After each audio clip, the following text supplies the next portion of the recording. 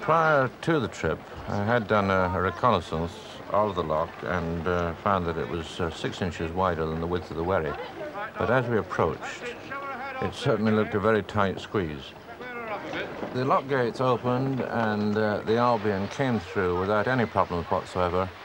And we were now ready for the next phase of the trip, which was actually visiting the inland water rally at Ely.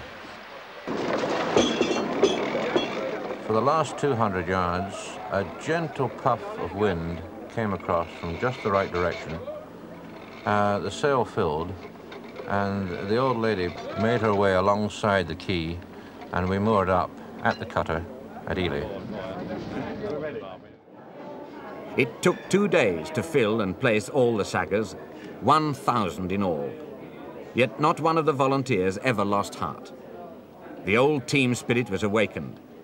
The excitement was building up. Heating such a massive structure from cold takes time.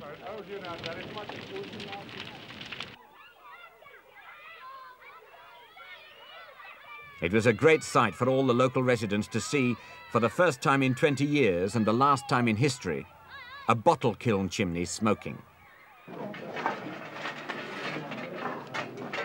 Well, almost all the residents.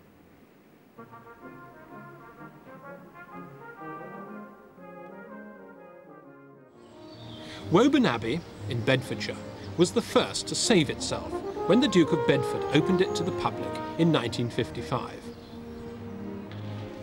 Today, his son, the Marquis of Tavistock, is custodian of this fabulous treasure house, which includes Repton's largest red book.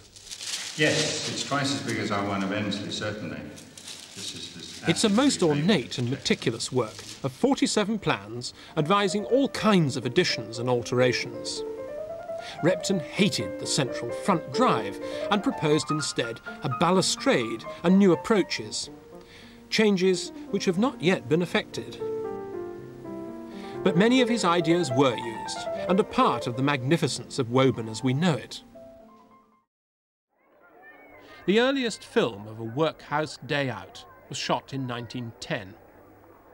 It's almost unbearable to think that some of these old ladies might have been incarcerated since 1840, when their workhouse was first built.